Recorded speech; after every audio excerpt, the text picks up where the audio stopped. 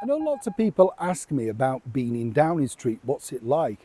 And I have to be honest, chums, when I was a child, I first came to London on a school trip. Do you remember those long bus journeys that you used to have to come on and they take you everywhere? And now I look back and think, how did they fit all of that in one day? But I remember at that point, and it's not that long ago before you say, it's not the 1800s, but you could walk up Downing Street. There wasn't all the security gates and everything like that. Those security gates were put in during Margaret Thatcher's time and the IRA. Everything was, literally rethought. And I remember going up Downing Street, and I think I have a picture somewhere as a child, and it being an uneventful place. It seemed quite dark. Although we'd seen it on the TV, we'd seen it with people like Jim Callaghan, Harold Wilson, things like that. You think, oh, right, this is Downing Street. The teacher said this is where the Prime Minister lives, and you think, quite nice, all of that. And then, of course, you look at it and think, well, a nice Georgian townhouse, why did they pick that?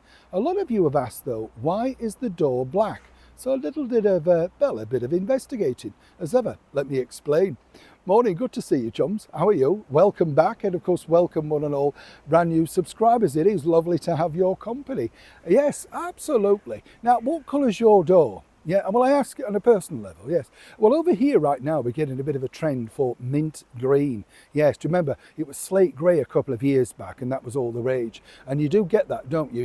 You go around these places. I like this particular picture where they've got a Union Jack door. I've used it a few times because I just like it. Can you imagine? Somebody knocking on your door going, what's that? But I think apparently a door says a lot about you. If you have a tiny window at the top, you want privacy. Full glass, you're very open, all that sort of stuff. I think in this day and age, you might as well get a steel armour plated door. You know what I'm saying? Absolutely. But Downing Street, of course, when you show that shot of number 10 Downing Street, everybody knows that famous black door. The second thing they know, yes, I know, Larry the Downing Street cat. Absolutely. He's as famous as the black door. Yes. But it wasn't always black. Oh, no, no, no. Because I asked the question, I was talking to some people, when I was there, and I said, does it get painted a lot and all that sort of stuff? Well, they had to reconstruct the door a few years back with now massive lumps of steel inside the door. It's not a wood door, as you imagine. Always looks pristine, though. Yeah, never any finger marks on it. And of course, there's a man looking at the security camera, so that's why the door automatically opens. Some, of course, don't necessarily get in, but there you go. Everybody wants a picture when you're filming at Downing Street. But the black door really came into its own in the early part of the 19th century because prior to that, it had been green. Yes, under the sort of, Prime Minister of Lord Asquith. And apparently the reason why they had it green was it'd been black before, but apparently his wife, Margot, didn't like it, thought it was too severe. And you know what's interesting about this? I just found this incredible.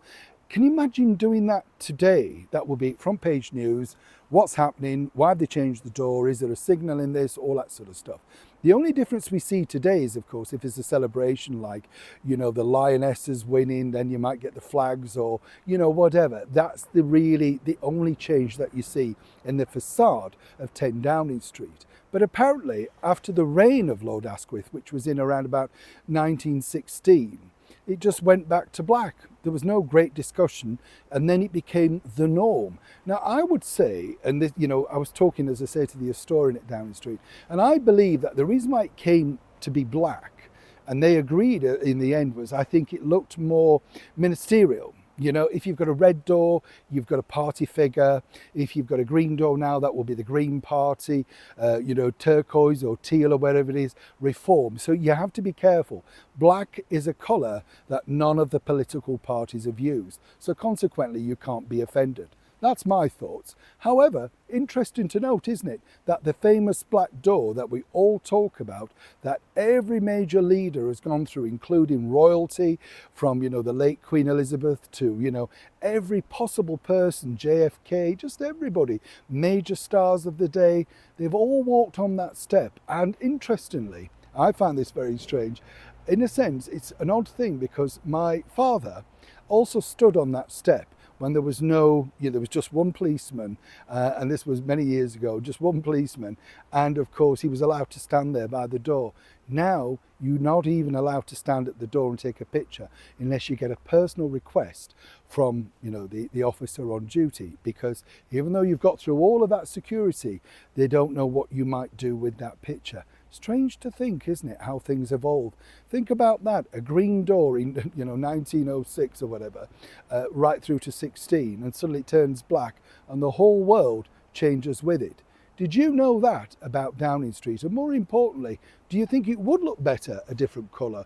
Or does this offer a little bit like the White House? The minute you see it, you know exactly what the story's about. I'd love to know your thoughts on that particular sort of nugget of history. Neil Sean, Kensington, London.